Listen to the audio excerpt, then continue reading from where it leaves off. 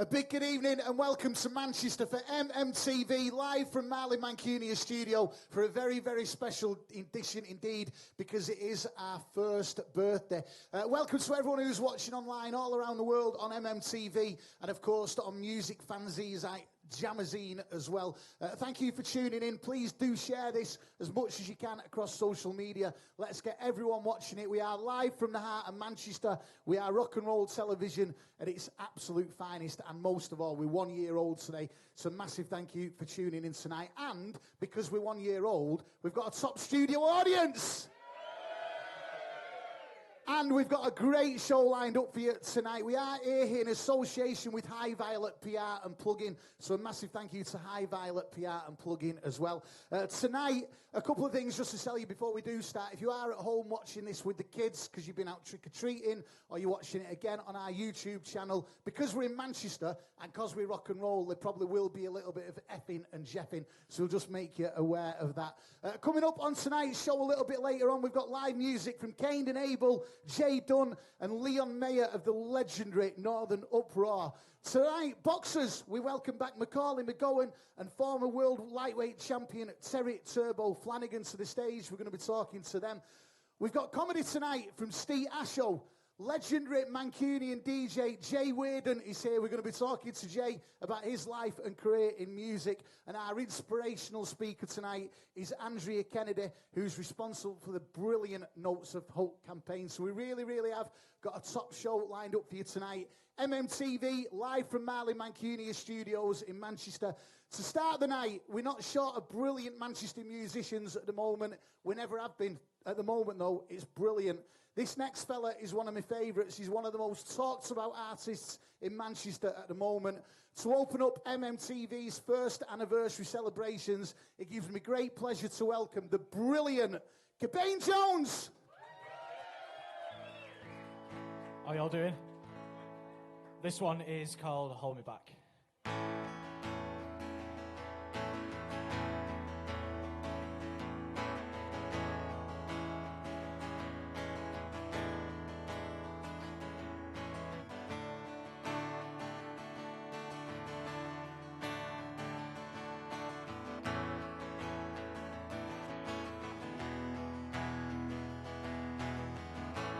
Take me back around again,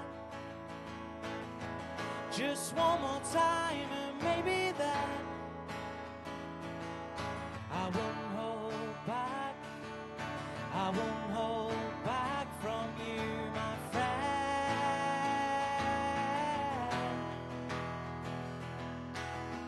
I wanna dive back in,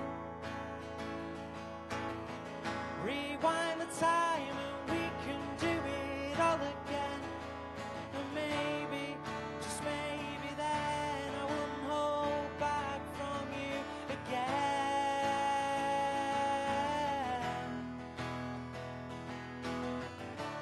Give me time to realize I made a massive mistake. It took me years to contemplate, it's all my fault. No one hold back.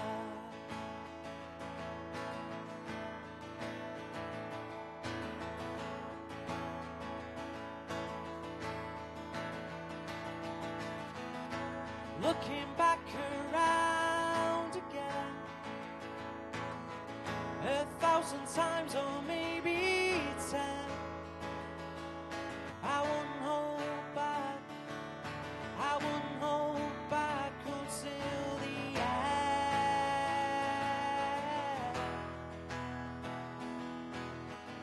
So I pick up my pen and write a list of things I'd never ever do again. I won't hold back, I won't hold back until the end.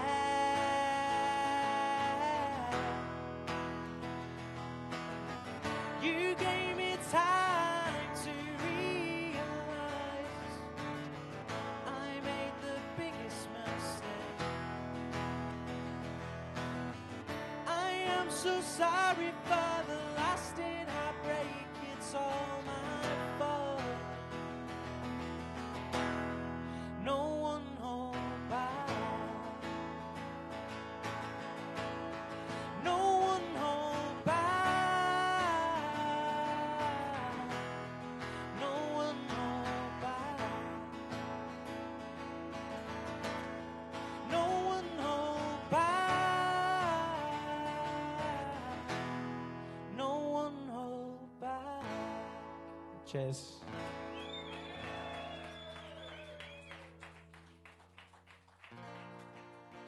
I'm only doing 2 tunes. This one is about where I come from, Staley Bridge, in Tameside. Say Vegas! This one is called Listen.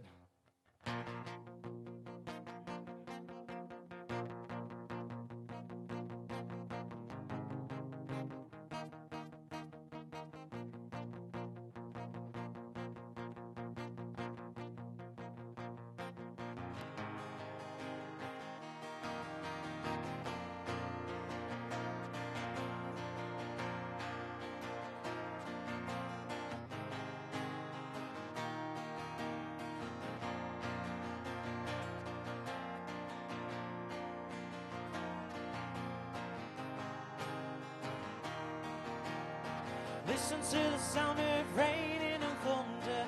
The day before was just another blunder in my world. Seeing people who can't stand the sight of me, trying to get out of my proximity, my world. Listen to the sound of the girl's phone ringing, the smell from the chippy that's totally minging, the powder on the bench that the kids are sniffing. It's what goes on in my world.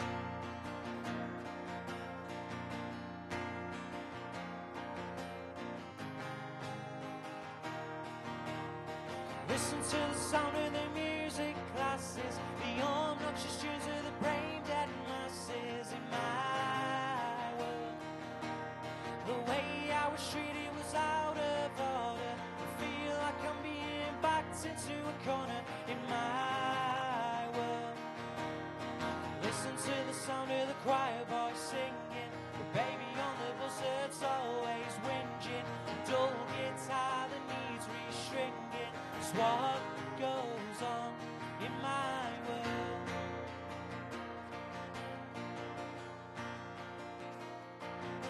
In my world.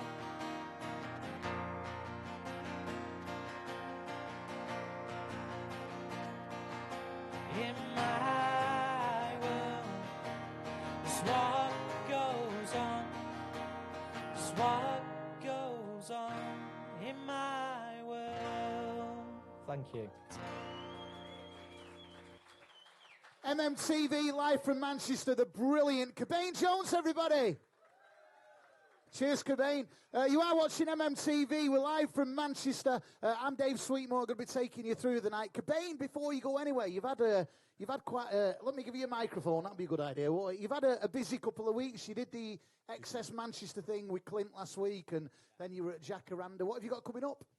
I've got Bury on the 9th of November, and also the Star and Garter with Broke Casino on the same day. And then on the 24th of November, I've got Rose and Monkey, Narrow Margin. So, can't wait. It's going really, really well, isn't it? You were telling me before, obviously you've got your EP, what's doing really well at the moment, on sale in HMV, Bury and Manchester.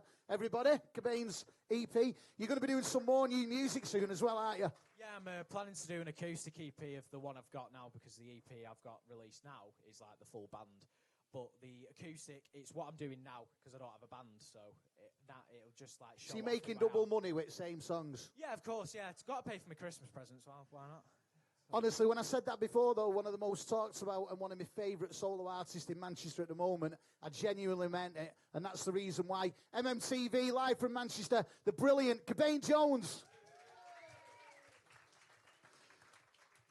Okay, you are watching MMTV in association with High Violet PR and Plugin. We're live from Marley Mancuni's studio in Manchester. Rock and roll television at its finest. on Jamazine as well. Please do share this around the world as much as you can. We've got loads more live music. We've got comedy. We've got guest speakers. We've got an inspirational speaker. But one thing we do cover a lot on here is the brilliant boxing scene we've got in and around the Manchester area. My next guest is someone who I think was the first boxer we had on MMTV, apparently so, when we started a year ago, because it's our year anniversary. It is a great pleasure to welcome back the former world lightweight champion, the one and only, make some noise, studio audience, for the brilliant Terry Turbo Flanagan.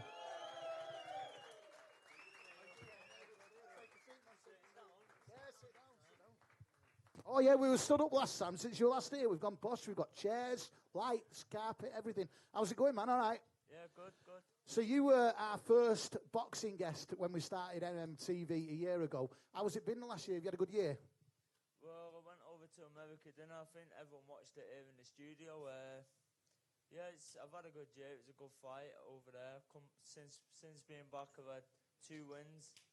One in Liverpool, one over in Belfast, and then I'm out again in 2 weeks' time. So, yeah, just deep in camp at the minute. We're going to talk about that in a minute. Obviously, last time you were on, we talked about your life and your career and stuff. How do you feel the boxing scene is at the moment? You know, do you think it's in a strong place at the moment, the boxing world? Yeah, British boxing's thriving at the minute. I mean, you don't have to look at the fights, the amount of world champions that are coming out of Britain at the minute, so British boxing's in a good place. You were the WBO World Lightweight Champion between 2015 and 2017. You defended that title 5 times. What's your motivation to keep you going so that you could, you know, I mean, to defend it 5 times is a pretty big doing it. What's your motivation to keep going? Well, as a kid growing up, my goal was always to become a British champion, and when I won that, I remember thinking, wow, this is mint. I had the title about 5 minutes, and I thought, anyone want that? I wasn't interested. I wanted to go and box and win world titles, and then when I'd done that, I wanted to become a 2-weight world champ. So, and I tried it, I stepped up, but it wasn't meant to be. I lost on a split decision to a very big light welterweight, and yeah, even went over and fought one of the pound-for-pound best in the world in pro grey, and it wasn't meant to be, but I've never beat at lightweight. I was defended a world title 5 times. I've got my WBO diamond ring, what not many fighters have got, and yeah, just happy to be boxing, but winning now, and hopefully go on and push for world titles at lightweight again and prove I'm the best lightweight in the world. Which he is doing, isn't he? You know what I mean? You've been a professional boxer for over a decade now. You've had a great career. Your last fight was in July, wasn't it, at Liverpool? Your next one is on the 15th of November, which we were just talking about. Did you have a little bit of time off after your last fight, or has it been continuous training? Not at all. I'm always in the gym. I'm always, I'm at my happiest me when I'm training. I'm keep myself active. I don't have like having too much time to think. But yeah, I boxed in July in Liverpool, and I boxed last time out in Belfast not too long ago. Trying to stay busy now, keep the ball rolling, keep winning, and then yeah, once that shot comes at lightweight again to box another world title, I should be winning it. A lot of boxers we have on, they'll have a fight, win it and all that, and then they'll have a month on the piss after it. Is that not something you do? It's something I've done in the past. When you're boxing for world titles, you do that. You box every 4 to 6 months, and yeah, I just feel like it's having too much time out the ring. It's not good for you. It's all new again when you get back in there. Now I boxed in Liverpool and I boxed in Belfast. It seemed a bit more natural, and I think you'll see a better fighter again in 2 weeks when I go again. You've got that fight in 2 weeks on the 15th of November. How's the preparation going for that? Feeling confident? Yeah, always confident. I mean, I'm boxing a tough kid, an Argentinian kid who's going to come for a fight. He's a very strong kid, so yeah, I've always got to be switched on. Every fight I've ever had, I've gone in and I've left no stone unturned. I've always gone into the fight 100%, and then whatever it'll be, it'll be. You're still obviously as passionate about it as you was a decade ago. The training's still going strong and all that kind of stuff. You've got this fight in November, which will be your 36th professional win, if all goes to plan. 37. 37, sorry. Kid Ali's going to deck me. He's going to deck me. 37th win. It's your 37th win. That's some proper, you know what I mean? That's a proper strong career. That you get this fight out the way in November. What happens after that? You know, if you got another one lined up, or you're going to have a bit of time off?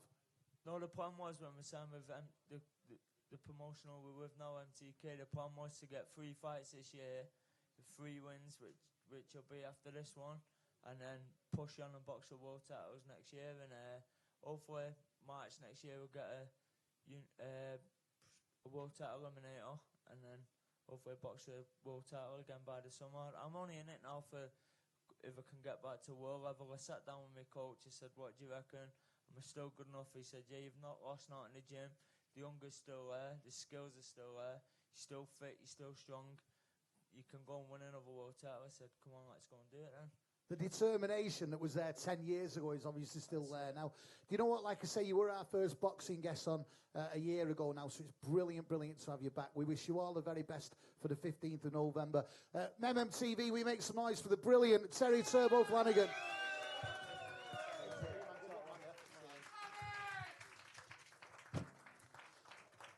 Okay, we've got some more live music coming up in about 5 minutes' time with the brilliant Jay Dunn. But while Jay's getting ready, we always have a motivational speaker on as well if you are watching this, MMTV live from Manchester. Our next guest is a lady who's behind the brilliant Notes of Hope campaign. I'm going to let her tell you all about it. Will you please welcome up to the stage, studio audience, Andrea Kennedy. Sit down. Thank you for joining us. Okay, Andrea, now, first of all, you're a big, you're heavily involved with a lot of charity work. You've done it all your life, that's a big, big thing. Tell us a little bit about yourself and how you got involved with charity. I've always been a people's person. I like helping people, that's what I'm all about. Notes of Hope, one night I was driving home on the motorway. I started looking at the bridges, thinking there'd been a few people jumped off in my local area that I know about. I just felt like I needed to do something about it, so I created Notes of Hope. Now, I'm from the Haywood area, and there's a bridge that's notorious for people doing that there. And I think it was last year these Notes of Hope started appearing, and I did wonder, where they'd come from. Is it something that had been done before, or is it your idea? I'm not too sure. I've not seen them before there in Middleton area, but I do M62 Junction 19 between Middleton and Haywood. Yeah, so 21st of September was the first time I put notes in place after doing an event in Middleton Shopping Centre where we raised £672 for Mind, but that's going to local people. I just want to try and inspire people to do it in their communities. I'm all about Middleton. Raising money for Middleton people. Yeah. Being from a similar area to yourself, I'm from Haywood, and I've noticed it's been done in Haywood and Rochdale and Middleton, and I know the Presswich one's been done and all that kind of stuff. How are you getting word out there about this? Because obviously we know about it because we're from this area, but how are you getting the word out that because it is a great idea and it must have worked? Yeah, of course it's working. I've created a Facebook page called Notes of Hope where people can send messages through inbox if they want to chat through there. Not everyone likes face-to-face talking. They can either send a text message, inbox, like I said. I put inspirational quotes on the page all the time. So make sure you add that. If you're on social media at home now, Notes of Hope, get it added, yeah? Yeah, that's all. So just to give us a little bit of example of, what kind of communication have you had? Have you had any, stories of people that have gone and, seen these notes? And Yeah, I get it all the time. Every day I come across somebody that needs support. And it's like I brought a couple of notes now so you can see what sort of things people are writing on them. If you don't know about these, sorry, if I could just say, obviously, with, people's mental health and all that at the moment, a lot of these are going on bridges to stop people doing whatever they're thinking about doing. And like I say, we're from a similar area, Haywood, Middleton, and these are on the bridges all around there at the moment. And just looking at these, they really, really are doing, great things. So these, what you've brought now, are these all wrote by you or are people, No, these are wrote by members of the public, and what they've been doing to help raise money, they come along, write their note out, put a donation of whatever they can afford in the pot, every little helps, and then we put them in place on the bridge. If someone's in the audience now or watching this at home and they want to do one of them, how do they go about it? Where do they go to? If they're thinking, yeah, that's a top idea, I want to go and do that, where would they? Yeah. Where would they go? They can come to the pub called the Friendship Inn on Cheapside in Middleton. There's donation pots there. There's lots of notes to be wrote out, and we put them on the bridge all the time. So it's not just a one-day thing; it's ongoing. It's really, really is brilliant what you're doing. And like I say, before I even knew about you and coming on tonight, I'd noticed them myself in Haywood and Rochdale. What about yourself, though? Because it's not just this you do, is it? You're involved with a lot of other charities as well, aren't you? Yeah, I manage a charity shop for Shaw Trust, where we deal with disadvantaged and disabled. We raise money for them. I also volunteer for St John Ambulance, doing community events and stuff. You keep busy then, don't you? Very busy. It is brilliant what you're doing. And once again, if you are watching this at home, it is worth, please get on social media. Notes of Hope on Facebook. It's brilliant what you're doing. Like I said, before you were even here tonight, I knew about these because I'd seen them where I live. It's such a great thing what you're doing. It's an inspiration. And as hard as it sounds, you're saving people's lives. Will you please put your hands together for the brilliant Andrea Kennedy?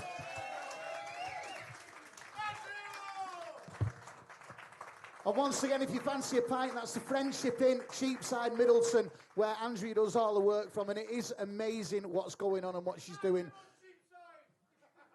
We'll talk about him in a minute. We've got a famous audience member. We'll talk about him in a minute. Notes of Hope on Facebook is what you need to find and need to add. But please do support. It is a brilliant thing what she's doing. And she's saving lives as well. You are watching MMTV in association with Highlight Violet PR and Plugin. We're live from Marlin Mancunia Studios in Manchester. I'm Dave Sweetmore. We've still got loads and loads to get through, but it is time for some more live music. Our next guest released the debut EP 2 weeks ago called Circle of Five. It's brilliant to have him joining us for our first anniversary of MMTV. Please make some noise for Jay Dunn.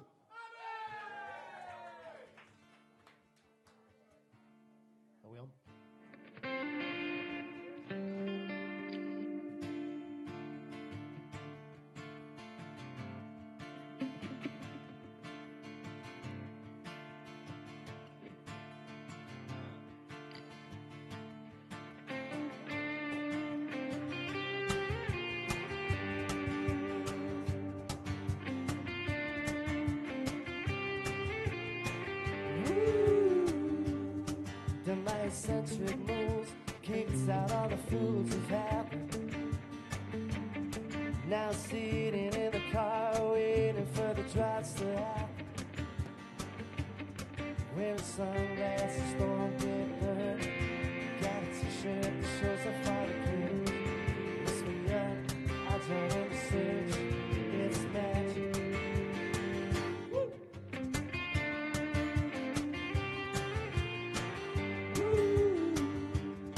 Looking cool, looking smart, seeing everybody by his neck. There's some money through your hands when you got no future plans, it's just. There's sunglasses, don't get burned. Got a t-shirt that shows a fire kid. Miss me up, I join in the search, it's magic.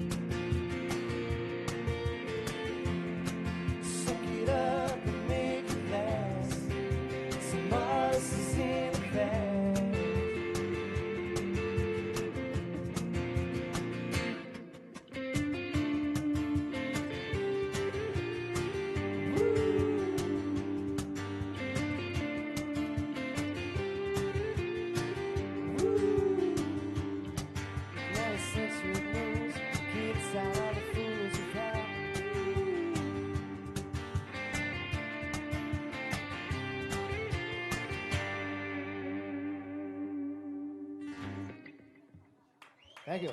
Cheers. This next tune is called "Sitting in the Dark."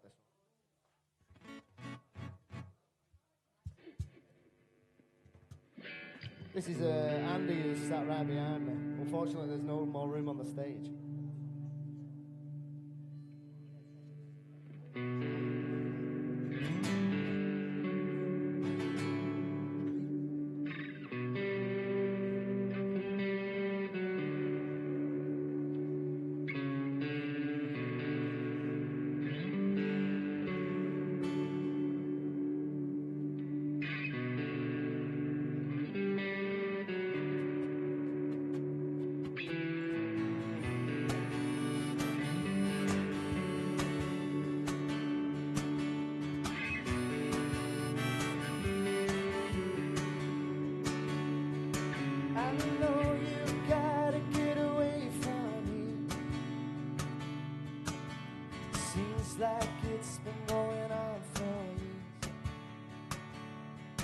but I can't take you where you wanna go.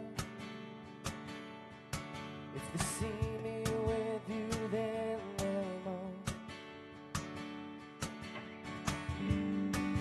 Sitting in a bar, when it's holding quiet, then you're the spine.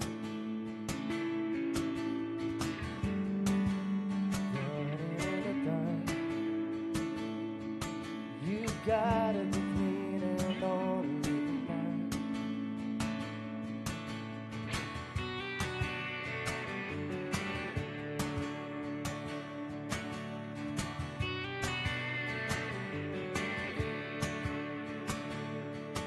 The lights are flashing, the noise is building up.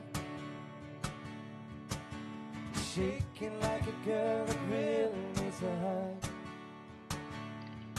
But if I get too close, I'll never get away. It'll never be the same as it was yesterday. Lying in the sun, who knew I'd be the one who answers to the one? Afraid of someone. You learn to show me who, so now he's the one.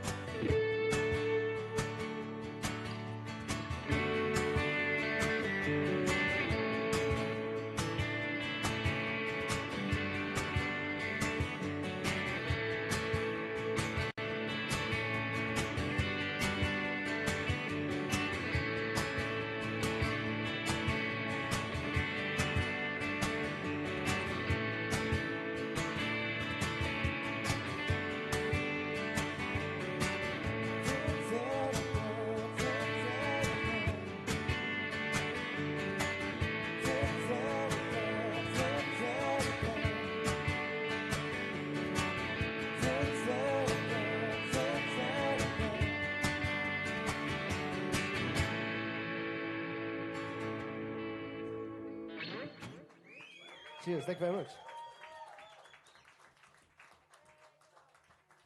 It sounds nicer with a bass player. Unfortunately.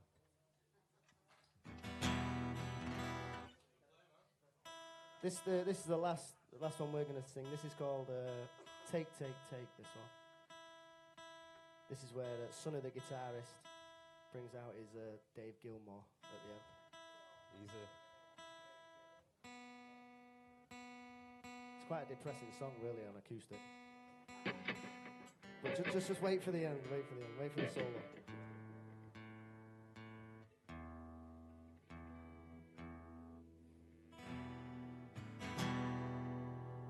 Circle of five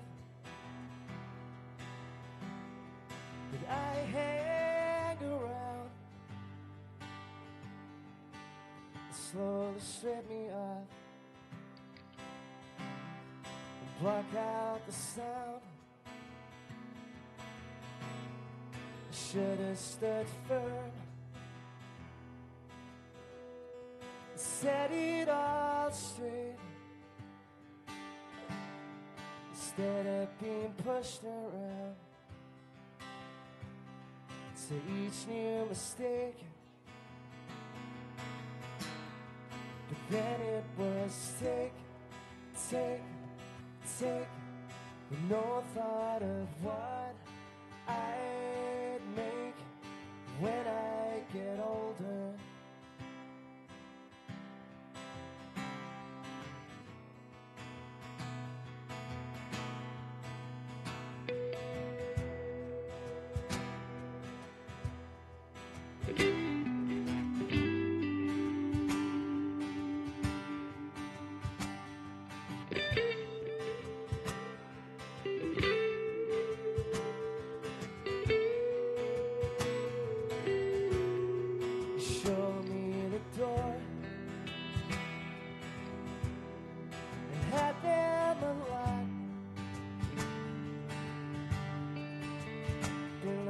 rush upon. So I passed the light. Seems that I placed what I had done, showing some degree of a dimly the sun. But then it was take, with no thought of what I make when I get older.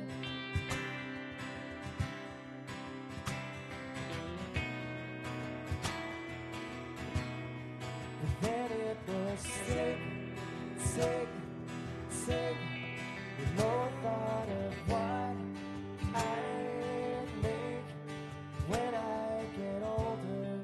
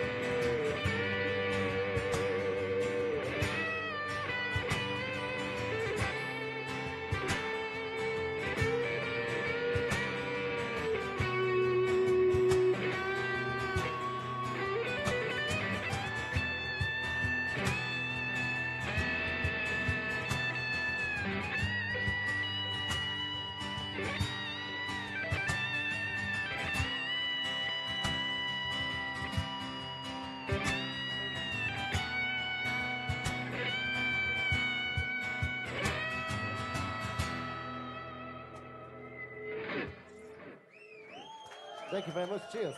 Thank you. Nice one. MMTV in association with High Violet PR and Plug-in Live from Manchester. Let's hear it for the brilliant Jay Dunn. Thank you very much. This is Andy. This is Sonny. Jay Dunn and his mates. Jay, before you go any further, listen, your debut EP came out a couple of weeks ago, Circle of Five. How's that going? Good reception to it and stuff? Yes, all very good. Yeah, everyone's liking it and plenty more left to sell. So what happens next then? What's next in the world of Jay Dunn? Have you got many gigs coming up or is it more recording music?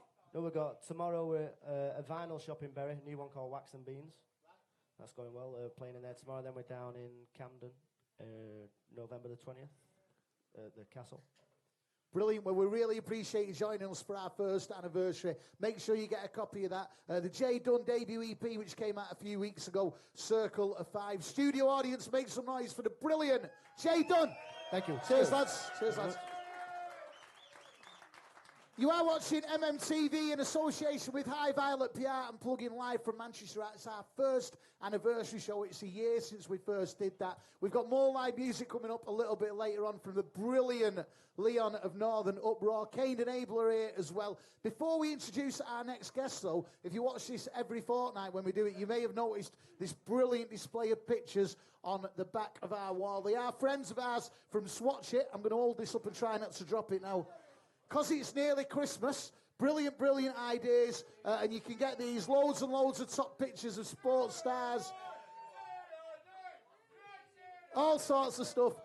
All you need to do is go to the Swatch It website, which is swatchit.co.uk, where you can find all of these, or you can get them direct from MMTV, okay? So big thank you to our friends at Swatch It for kitting us out with all of these great pictures of sports stars and all that kind of stuff. And like I say, the brilliant, brilliant Christmas presents as well. But thank you to our friends at Swatch It.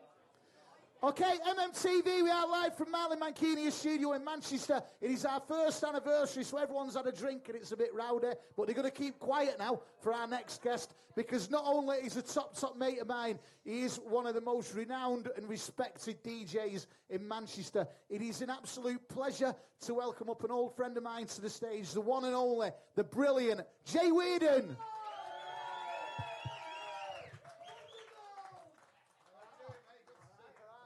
Hurrah! I don't know why, every time we see each other he says hurrah.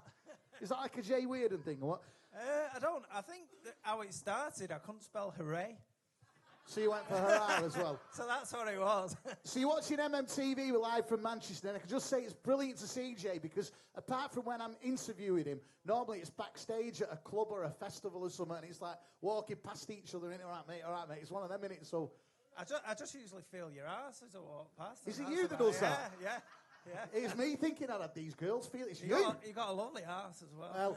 Well, funnily enough, right, speaking of that, right, so 31 years as a DJ. Yeah. You don't look old enough. I started when I was 10. Is that what it was? Yeah. It's 31 years since you started your career as a DJ. Yeah. Take us back. What are your very first... Let's go back to Jay Weirden as a kid. What are your first memories of music? I think music has always been part of me, really. I wanted to be in a band. I wanted to be a pop star, when I first started. And I think me and two of my friends tried to make a band when we were 10. One of my friends was a really talented drummer, Carl Mansell. And the other two of us were absolute dog shit. And I don't even know what we did. I think we just danced around. And I knew it was Macauley music, but I didn't know what it was. So it was in the days before hip-hop and things like that. And I eventually got into black music, and I went to a lot of hip-hop clubs. I couldn't dance, which is a bit shit. I couldn't beatbox, I couldn't rap, so what else could I do? So Stand and shout, hurrah! Yeah, so I started scratching, and I wasn't even the best at scratching, to be honest. As a kid, though, your first memories, you say music's always part of your life. Before you started going to them hip-hop gigs and stuff, what music did you listen to as a kid? A lot of electronic stuff. I was really into Human League and Gary Newman. So it's always been that electronic sound you've... It has, really. I really identify with it. But I must say, both bands on here tonight have been absolutely super. That's what we do at MMTV, proper rock and roll television. This is the low point. Do you know what, honestly, when I found out you were on it, I was absolutely buzzing with it. So, first of all, before you started going into the dance stuff, you were saying you were always into, like, the electronic sound, even as a kid. Yeah, and... Your first thing was, correct me if I'm wrong, but the first project you did before you became the DJ you are, it was a hip-hop thing, wasn't it? Yeah, I was in a hip-hop band with some lads from college. I actually met them because I threatened to kick the shit out of all of them. So I was at college, and... one of my friends was a beatboxer, an amazing beatboxer, amazing graffiti artist, and we had a couple of guys rapping and making beats and that, and we weren't that good, really. We were never going to go anywhere. You've not actually told us what you were doing in the hip-hop band. Scratching. Just doing a bit of scratching. Did you learn any moves? No. Did you spin on your head or anything like that? No, still shit. I've got a ball patch, though. So, you did that, you went from hip-hop, you moved into the dance music scene and all that. How it happened is, because I was at college, one of my friends there asked me to do an 18th birthday party at the venue, and I thought, God, playing in clubs, it's just amazing, and this was when, Acid House was just first coming out, and it was just totally different. It blew my mind. I just got it straight away. I went to Tenerife, Paradise Lost, and saw all these, like, Acid House heads, proper far-out hippie guys, and I just fell in love with them. I fell in love with the music. I always remember hearing Dream Girl by DJ Pierre, and I just, I fell in love with 303. Not if everybody doesn't know what 303 is, it's the acid machine. And I fell in love with that, and 808s and 909s, and I was just hooked from that minute. Hip-hop was history.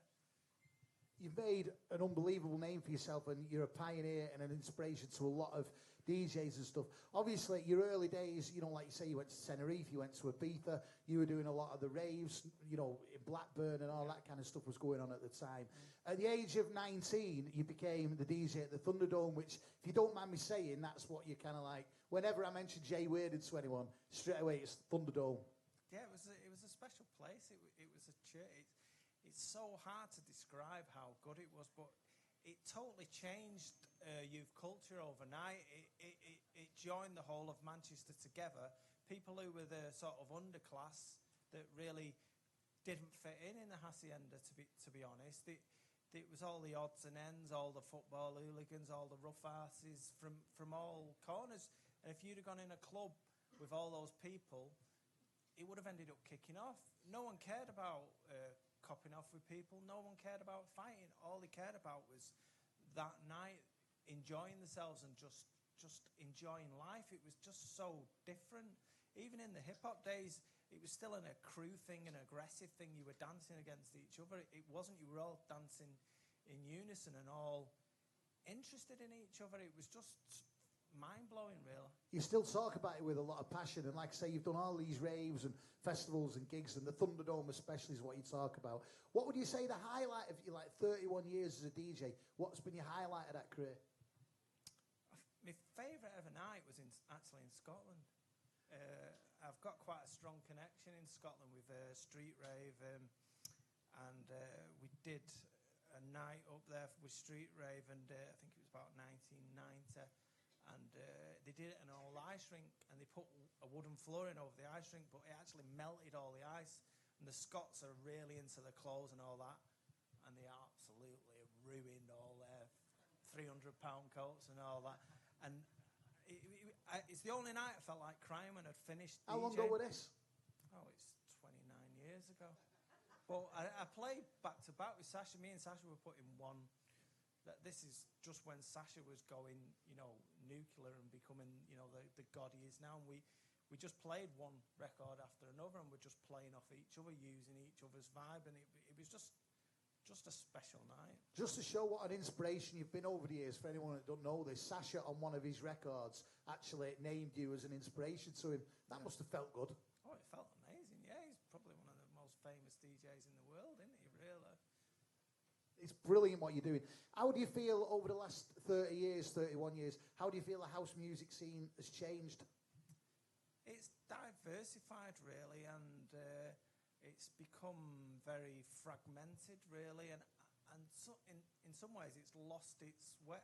It started to lose its way in sort of 1991, and, you know, the sort of unity and love people had for each other. But it was never going to last forever. It was a very special moment, and I think it's probably even bigger than the modern mods and rockers, and it's the biggest cultural revolution that's been brought by music this country's ever seen. Musically, it's you don't get all the same. You get the same genres. If you go in a club now, you hear the same sort of music all night. In the older days, you would hear lots of different types of music, lots of more. People are play more safe now. There's not as much creativity, I don't think. One of the things, like, I've known you for a long time, and obviously we do, you know, a lot of the stuff we do. You're an inspiration to a lot of the DJs, and if you don't mind me saying, one of the things I put that down to is your passion for music. Oh, massive. You don't turn up and play a load of records. You kind of like, I want you care about it. I want to tell a story. I believe in what I do, and I care about the people who are coming. It's not about me. I don't care, you know, about being this person that people want to come and see. I care about the music. I care about the people. People think that the scene is the DJ. The scene is the people. I'd agree with that, and I think most of the time I bump into you now is at the festivals, the Manchester Festival, at Bowlers and stuff. How important is it that the likes of Bowlers and places like that do these, I don't know whether to use the word revival or not, but these Manchester festivals and that, how important is it that things like that carry on? It is, because it gives people an avenue. It gets people out of the house, doesn't it? And I'm all about new music, but I like the fact that, you know, you are part of people's memories, you're part of people's childhoods. That's the most important thing that's to me, is that I've been part of somebody's life growing up, and you see the joy that people have at hearing a certain tune that they've not heard, forever. That's worth all the money in the world. As a DJ myself, obviously, talking about bowlers again, because that's normally when I see you now. Obviously, I do the indie room, you do the house room and all that. And I'd agree with you, it's great because there's people, you've got a lot of young people there, you've got a lot of middle-aged people there that perhaps don't go out as much. And, they're reliving all that scene from, like you say, the late 80s and early 90s. And it's special. And one of my favourite things is that I like to see people with their own children, and they're experiencing what they experienced as a child with their 19, 20, 21, 22-year-old kids. And that's so lovely to see. And, they'll introduce me to them as I'm flying through. But I love to see that. Asses. Oh, always. Yeah. You've got it.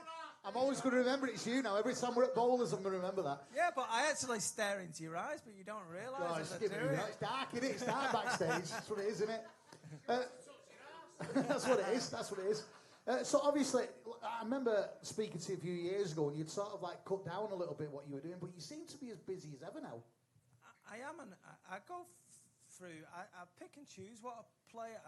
I have a really good career outside of music, which I never talk about. My private life's very private, but I have a really good job, so I just pick and choose and do the things that I want to do, really, and do the special things, and I have a young child as well, so I want to spend time with my family, really, to be honest. It's great that you can say that about your outside career and your family and still be as passionate as you are about music, and that's one of the things that I personally, as a friend, absolutely love about you. What are the future plans for Jay Weirden? Then obviously we've got Christmas coming up. What does 2020 hold for Jay Weirden? I can't.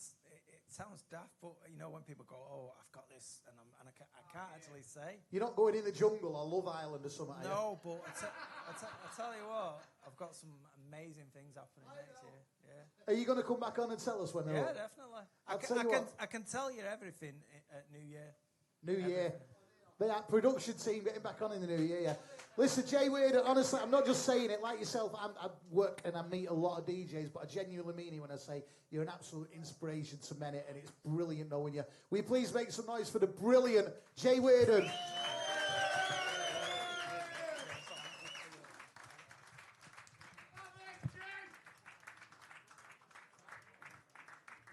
Big Brother next year, that's still going. You are watching MMTV in association with High Violet PR and Plug-in. We're live from Manchester Rock and Roll Television, and this is our first anniversary. Thank you for tuning in. Make sure, if you're watching this on social media or Jamazine, share it. Let's get it shared all around the world.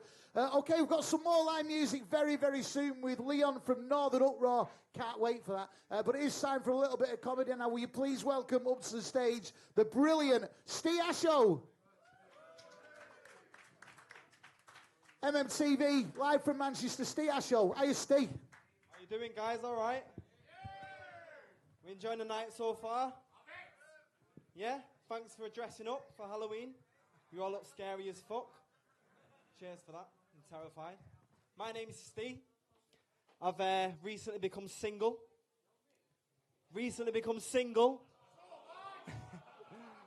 One at a time, ladies. One at a time.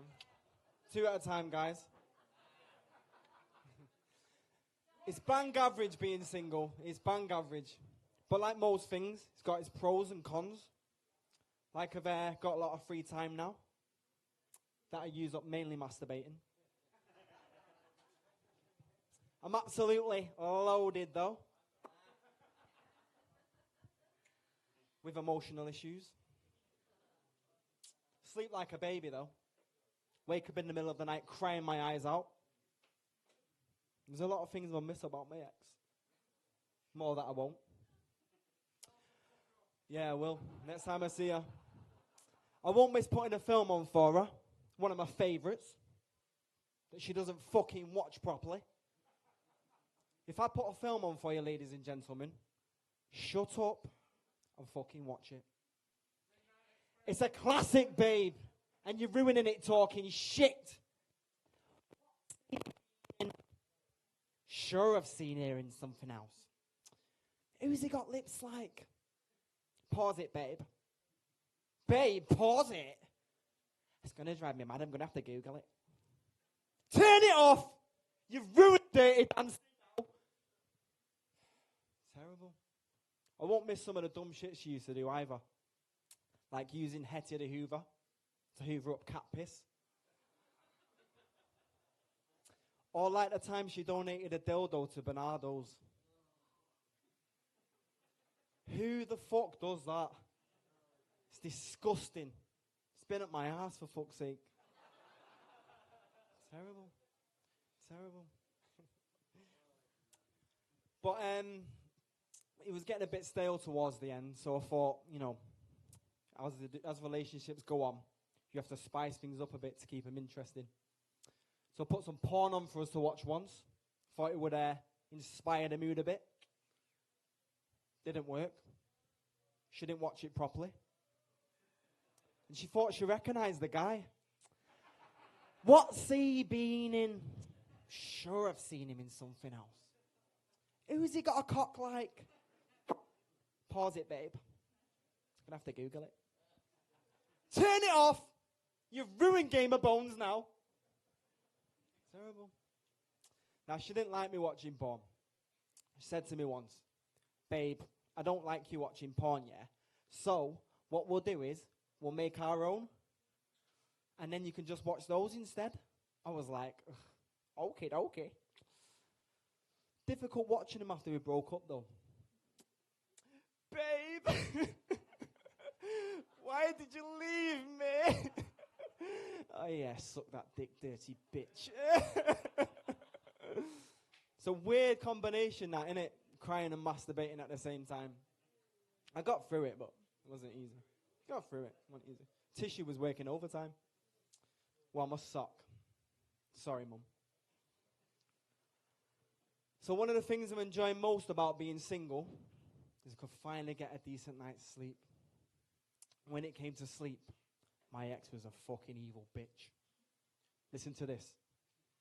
She once woke me up 5 minutes before my alarm went off to remind me that in 5 minutes, my alarm's going off. Swear to God, what kind of sick, evil, twisted bitch does a thing like that? What made me laugh, though, was whenever she was in bed, don't understand how quiet I had to be. I was like a sniper. Did army crawls and everything. Don't wake the beast. Fucking terrified of her. Different when it was the way around, though. I'd be in bed like this. Not stood up. Be in bed like this. And she'd barge in like, look out, 'cause here I come. And I'm marching on to the beat I drum. This is me. Morning, babe. Did I wake you? Sorry. Terrible. Was not allowed to sleep. Wasn't allowed to sleep. She was lovely, really, though. Listened to all of my jokes. And when I first told her I wanted to be a comedian, she pissed herself laughing. So I knew it was meant to be. So up until recently, for obvious reasons, we did kids' parties. I enjoyed them. But if there's one thing that I cannot stand, it's naughty kids. And another thing I can't stand is a naughty kid's parent that won't tell the naughty kids off when they're being naughty. So we're at this party just after Christmas. Was in a lycra, dressed as Spider-Man. Wasn't a good look. The ex was dressed up as Wonder Woman. She looked fantastic. We're at the front doors greeting all the kids. Hey, buddy, you look amazing. Hey, beautiful, you look awesome. And Satan arrived in child form. Hey, buddy, you ready to have some fun? You're not real. Kid slapped me across the face. Swear to God, right? This is what his mum said. Oh, what you like? You love a good party, don't you, Chaos?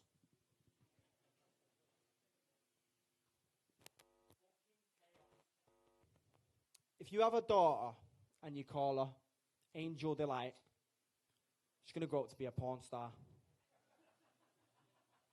If you call your son Chaos, he's going to grow up to be a little twat. And he was, right, for the rest of the fucking party. His parents did nothing. So I had enough. I ran over to him and nutted the little twat.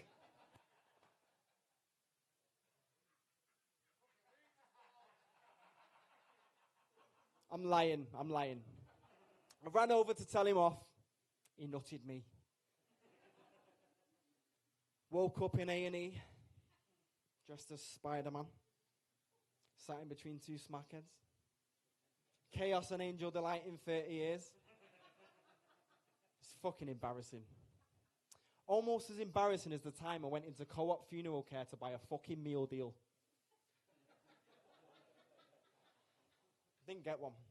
Pissed me right off. Weirdest thing about all this was, didn't have a fucking clue where my ex was. Was on my own, dressed as Spider-Man in A&E.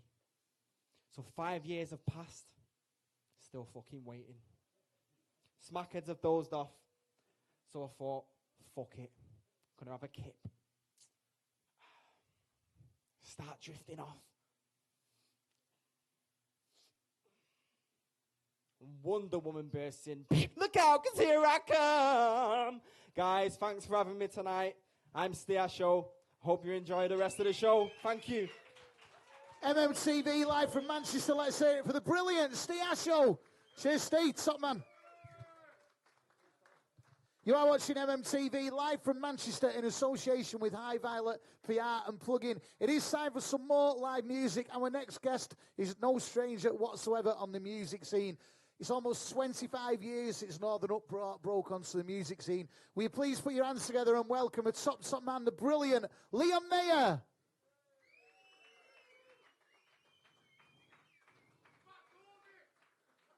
It's Halloween and he's turned into a ghost. Is he about? Where's Leon? I'll tell you what we'll do. MMTV, we're live from Manchester. What we'll do is, while we're waiting for Leon, he's just having his rider in the back. That's what they do, rock and roll bands, innit? We'll introduce our next guest up to the stage. He's another boxer. Hang on, ignore that. Can I just say, this is how you know it's live. Where's he going? From Northern Uproar, a top Manchester band who next year will be celebrating 25 years on the scene. He's here, he's a top man, it's brilliant to see him. Let's try again. Make some noise for the brilliant Leon Mayer.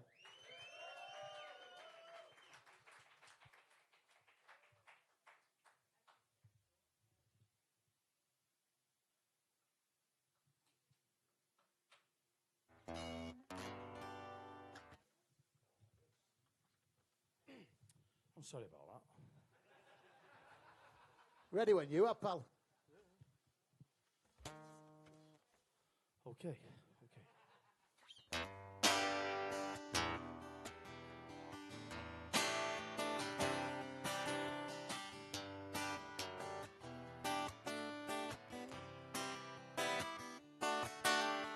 So what's it worth?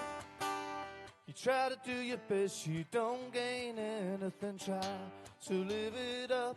Hey, I always feel down, I don't need it. I always knew I always had something when nobody cared for me. Now I'm living it up.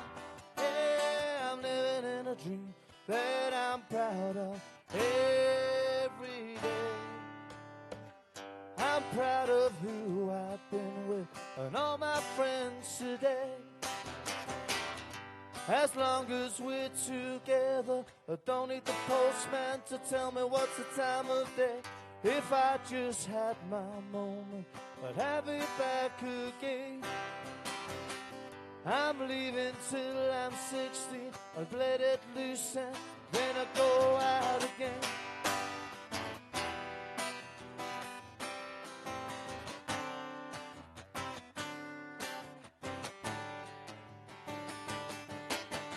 It never made sense to me.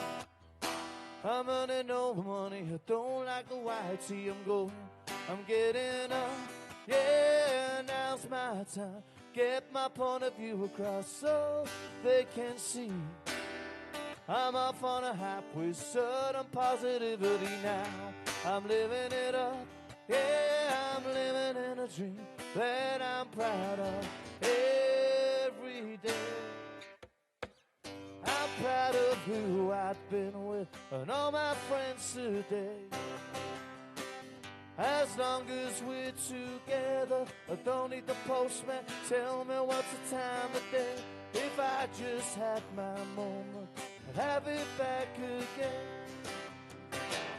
I'd leave it till I'm 60, I'd let it loose and then I'd go out again.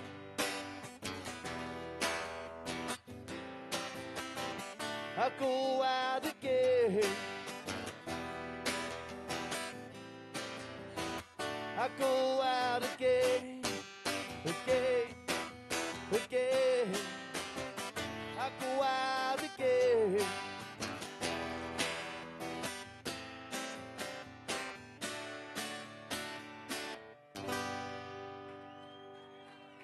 Thank you.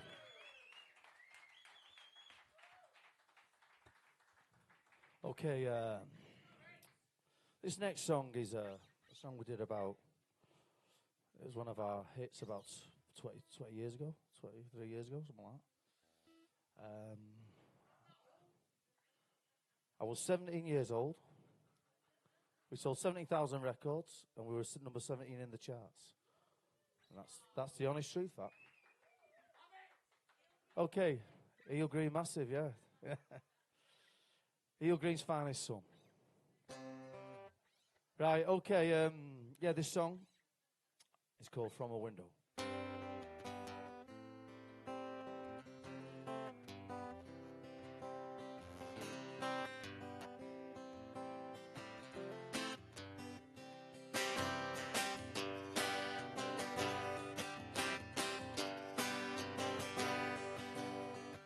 They promise me everything if I run around this way. As from today I'm leaving, I don't want to stay. They want me everywhere, but I don't care. No, I don't care. No, I don't care. No, I don't care. I had my moments, I had my share. I've been looking through my window, see my world just right. On Thursday I've been working, Friday it changed my mind. My mind, my mind.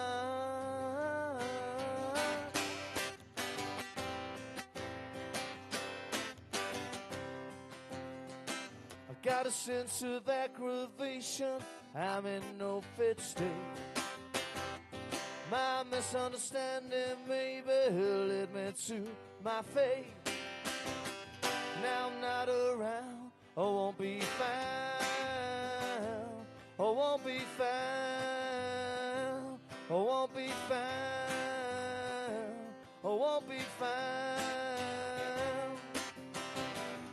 I have my problems, I have my share. I've been looking through my window, see my world just right. On Thursday I've been working, Friday it changed my mind. My mind, my mind.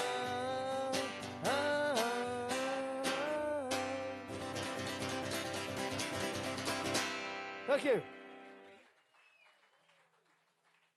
Right, I'm getting a bit more relaxed, getting a bit more into it. Do one more, yeah? I'm going to tune this guitar a little bit a second. Yeah, it's nice to be here anyway. It's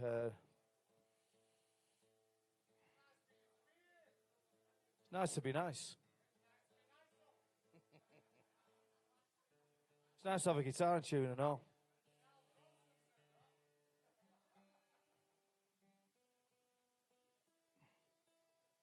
Right. There's quite a lot of songs I could play tonight, but, you know, I've got to narrow it down to 3. So what I'm going to do, I'm going to do a song now that was off the last Northern Uproar album. It's a little bit different. It's going back to my Spanish roots a little bit. Little song called Start It All Again.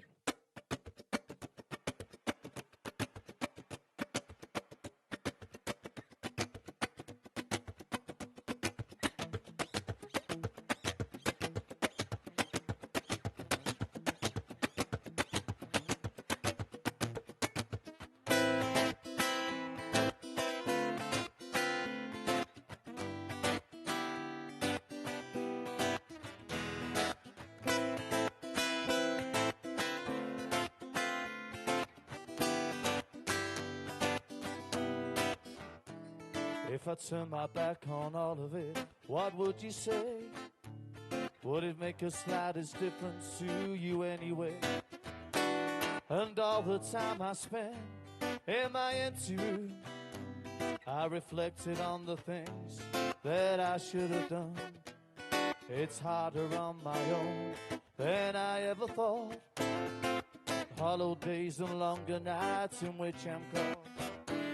And the more I think I heard, and despite the things I've heard, I know that we can live and learn. We can only forgive ourselves and start it all again. And start it all again. Stronger than we were before. Stronger than we ever thought. And start it all again. And start it all again. Stronger than we were before. Stronger than we ever thought.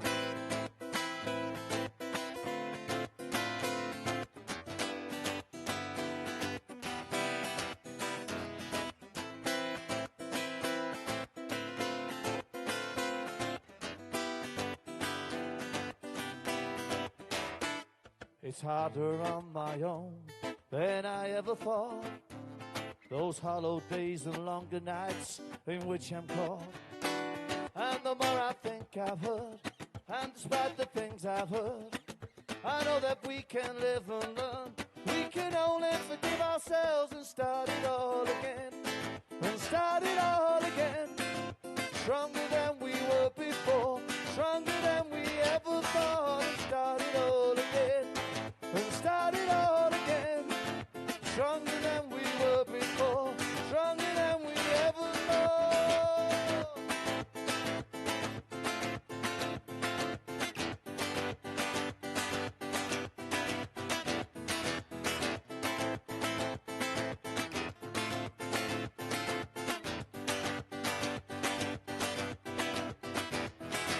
La la la la la. La la la la la la la. La la la la la la la la la. La la la la la la la la la la la la. La la la la la la la. La la la la la la la. La la la la la. Shala la la la la. La la la la. Shala la la la la. La la la la la la. Shala la la la la. La la la.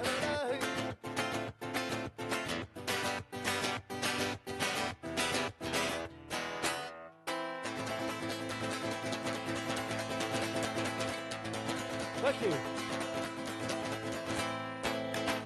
MMTV live from Manchester, Northern Uproar's Liam Mayer.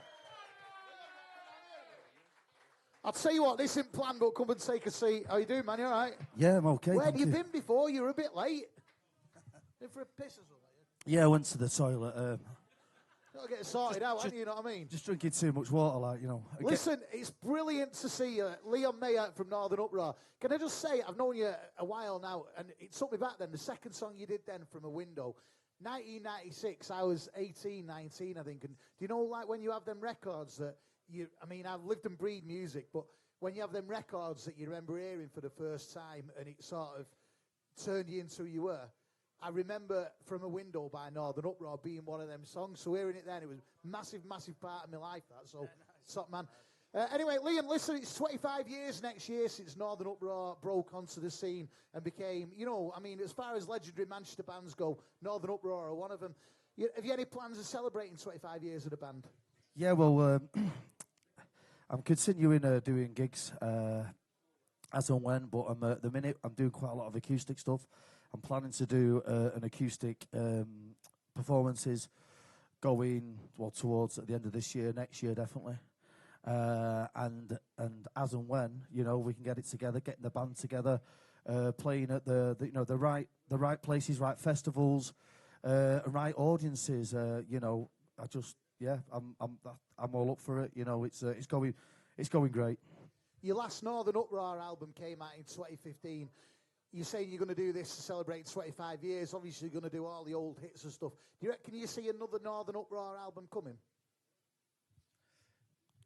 There's plenty of scope for. Well, I write a lot of songs, and I can see another Northern Uproar album. I might even have I have lots of ideas. I might even do something acoustic. I have a lot of variations of the way I can play these songs, it's up in the air. But the answer is that I'm constantly creating. I'm constantly making songs, and I'm very proud to keep doing things under Northern Uproar because it's just something that I started at 11, and I'm still here doing it. I think as well, and just talking to you now, obviously when people talk about the revival scene, and from years ago people talk about Oasis and the Roses, the Mondays, and all the obvious stuff, as someone who was well into that scene back in the day, Northern Uproar were a massive part of that. Do you know what I mean? Even though they weren't as big as the Roses or Oasis, Northern Uproar were a massive part of that scene. This revival that's come back over the last few years with the likes of the Manchester festivals, you know, the Shine Festival and all that kind of stuff, how important is it to a band like Northern Uproar that, you know, them revivals continue? Oh, they're fantastic. I mean, this is, you know, we're very fortunate. We've been getting on these revivals, and you know, to play these songs 20 years later and play them. I'm a different guy now. You know what I mean? So when I was then, I was just a young kid, and these songs stand up. I actually think my band should have got a lot more acknowledgement than what it was. I'd agree with that as a fan of the band back in the day. But no, I'm not saying that in an egotistic way. I just think, you know, we were a bit unfortunate in many ways. But, you know, I'm still here doing it. I've still got the band doing it. And I think that one day I'll have my day. We'll have our day. Because, you know, we've written and we write good songs with good performers, and we're all about the music, and we're proud that, you know, I remember I was at school and my form tutor saying to me, what would you want out of life? And I said, well, I wanted to be on top of the pops, and a year later I was, you know, and it was a fantastic thing for me that when I was there, and you know, being part of that Manchester scene was amazing because I think things are totally different now. You know, they're a bit past me really. You know, I'm the last of the old school, as I think, you know what I mean? But, you know, the good part of the old school that needs to be recognised again, and hopefully that will. I would 100% agree with that. And I know I said it at the beginning when I started talking to you. I remember hearing Northern Uproar for the first time. Before I knew you, you know, and hearing, you know, from a window and all that kind of stuff. And it was part of what made me who I am, you know, and Northern Uproar were a big part of that. So I think what you're saying, it is right that Northern Uproar continue to be part of, you know, being recognised as part of that Manchester scene. So since Northern Uproar, obviously you've continued doing bits with the band. Your last album came out 4 years ago. You've been doing a lot of solo stuff. Tell us a little bit about that. Yeah, well, I've been going out as myself for, I'll say, the past 20 years. You know, I had to make a living, you know, and I spent a lot of time in Spain playing with my uncles and my cousin, and we were playing different forms of music. You know, the last song that I did there is a style called Catalan Rumba, and I was played a lot of that, and I was, you know, I've done well, you know, made a living out of it, but it was something that I had to basically pull my finger out and pay the bills. If I didn't, you know what I mean, I'd be on the rock and roll, the dole. Sex, drugs, and rock and roll. You've got a son who's going to be a rock and roll star. You don't need to worry. That's Cobain Jones' mum that just said that, by the way. Then. No, yeah, I've. It's been well, you know. It's been successful, you know. And now I still do that, you know. I'm still recognised as that, and that's fantastic. But I also have other strings to my bow, and Northern Uproar is really, you know, one of the big ones that I needed. I need that now to get acknowledged, and I will. You know, I'll work hard, and I'm a, you know, I've been grafting it for years and years. You know, I've had my ups and downs with it as well. It's fucking not easy. You know what I mean? It's not easy at all, because sometimes, you know, I've had to do things that maybe, you know, that I didn't need. You know, I had to do things I didn't want to do, you know, in order to get by. But, you know, I'm in a good place now. I've got great musicians around me as well. How good is that to hear? We've spoke about your career, we've spoke about Northern Uproar, what a big part of the Manchester scene Northern Uproar were. We've spoke about yourself. I'm going to peck your head that it's 25 years of Northern Uproar next year. But what about yourself? What does 2020 hold for Leon Mayer? 2020, right. We're definitely going to do an acoustic tour. You know, back in the studio, no doubt. I'll be getting the guys together, doing a few rehearsals, and then really get gigging as much as possible, whether on my own with a drummer, in the acoustic way, or as a band, and a bit of travelling as well. I like going away a lot. You know, I like me travelling. I go to Spain on Sunday, so I'll see you in 5 days. Do you know what, right? I'm lucky. I'm in a position where I get to meet a lot of people and a lot of my heroes, but I can honestly say it's an absolute pleasure knowing you. Good luck, and here's to the future, yeah? Leon Mayer of Northern Uproar. Thanks, lads.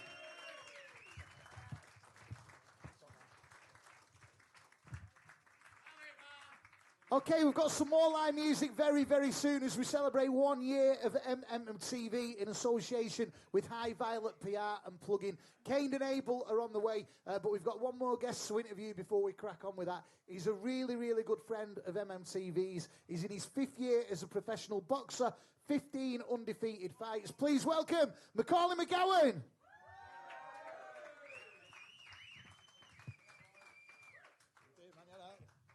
Good to see you. How long is it since you were last here? It's couple of months. Couple of months, could say it's not that long. Listen, cheers for coming back and joining us. Obviously, when we were planning a year of MMTV, you were one of the first names that Neck and Anson said, let's get him back on and do it. So, yeah, we just mentioned before, 15 fights undefeated, 5th year as a pro boxer. Your last fight was pretty local in Oldham in August, was it? Yeah, Oldham, yeah. Boxed a big kid, really.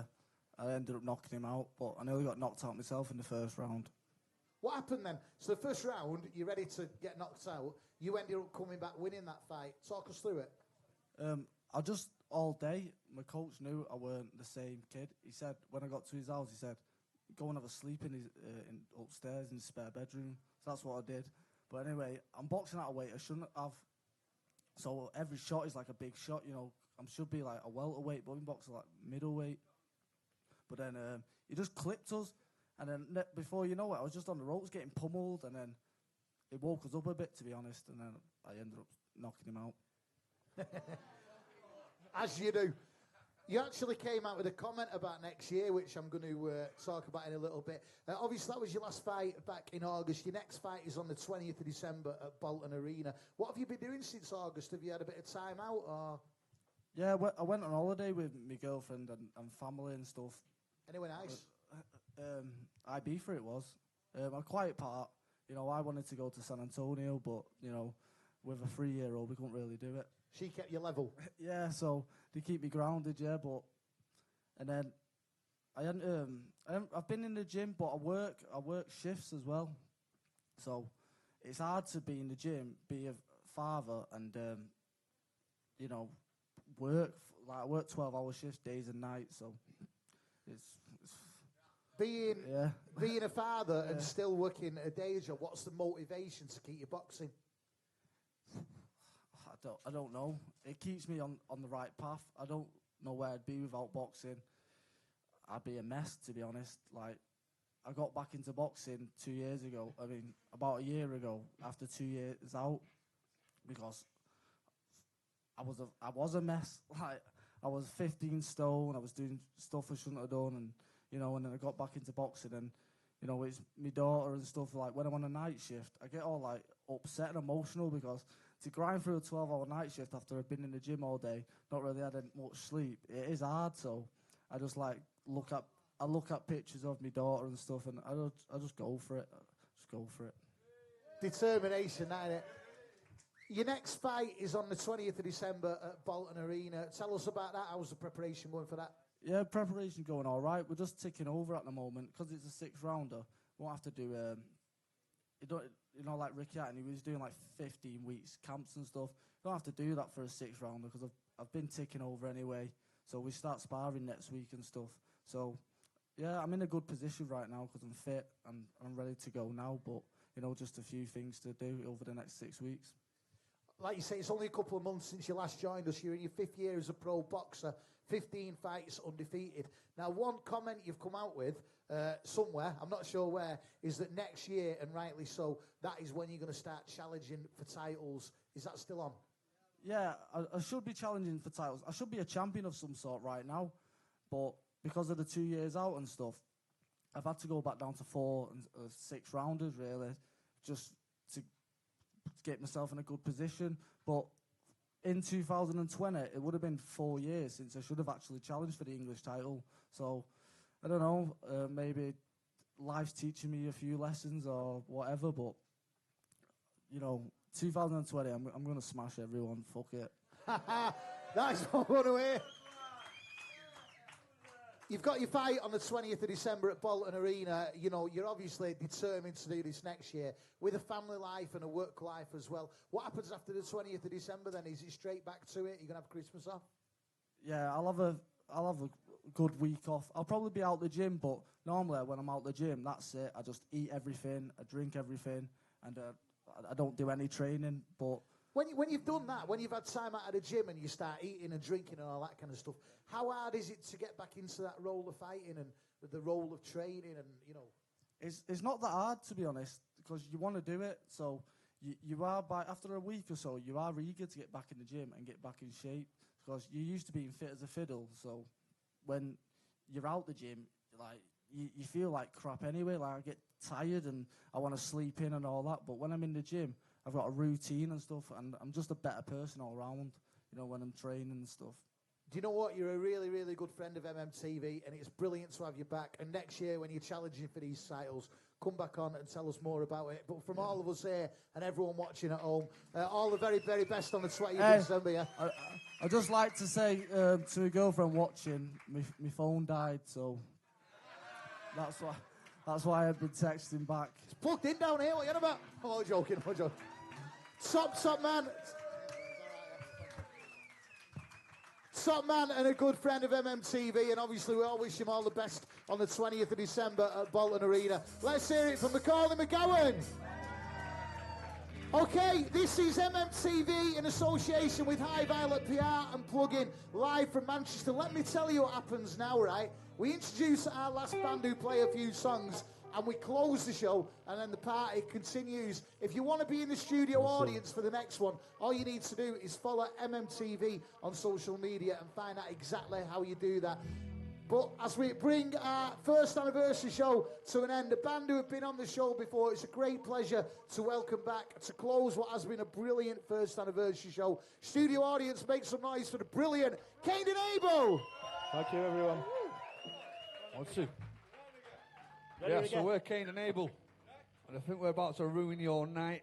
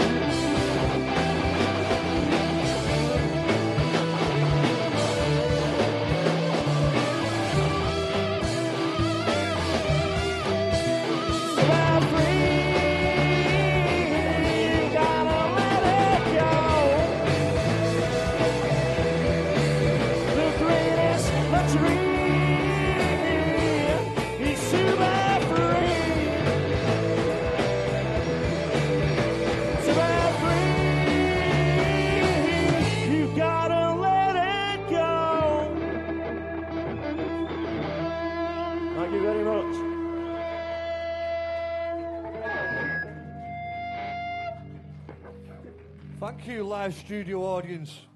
Never said that before. Oh yeah, I did. I said it last time. I know. This one's called Let Me Go.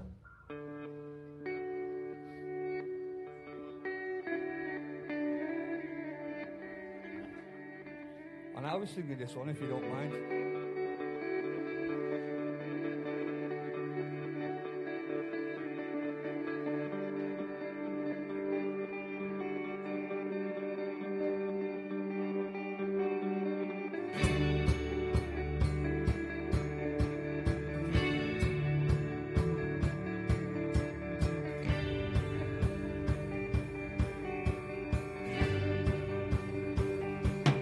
Let me go.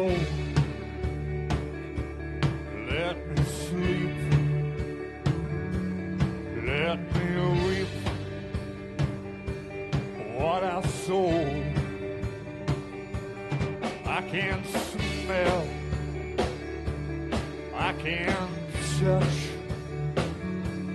I can't smile all that much. See your face from afar, felt your heartache, felt your touch. See you all one last time, one last look, I'll be fine. Let me go.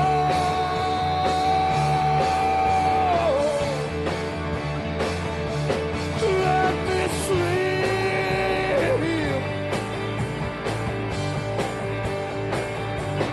Let me read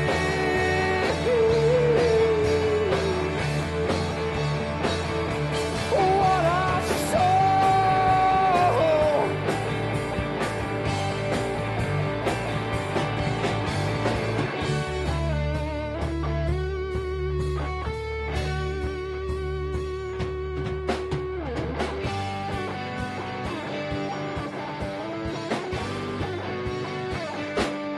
As the sun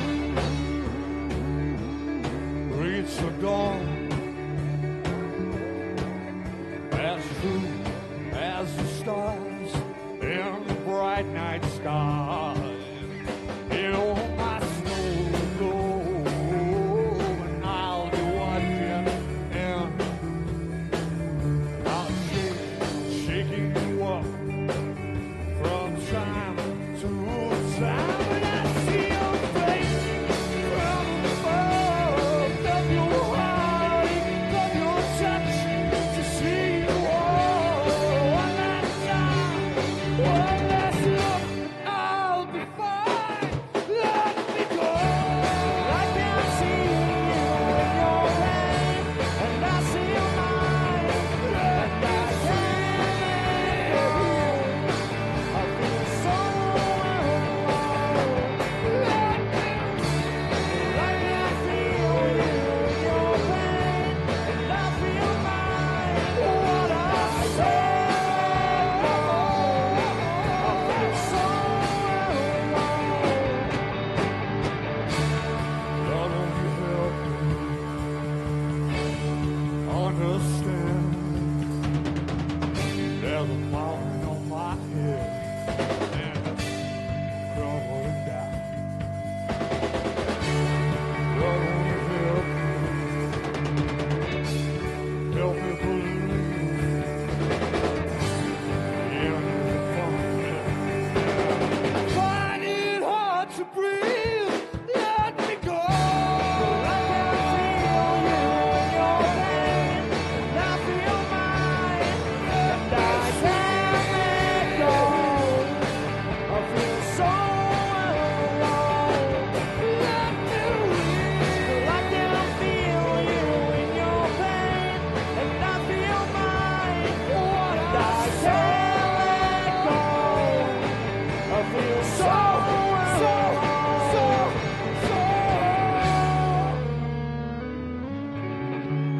Thank you very much. Thank you, MMTV. Good night and God bless. Right, so listen, this is what happens. The lads will continue for the studio audience very, very shortly. But first of all, featuring legendary stage invader John Clayton, wherever he is, for Sam at MMTV. Let's hear it. A massive round of applause for the brilliant Cain and Abel. Okay. Rocking and a rolling.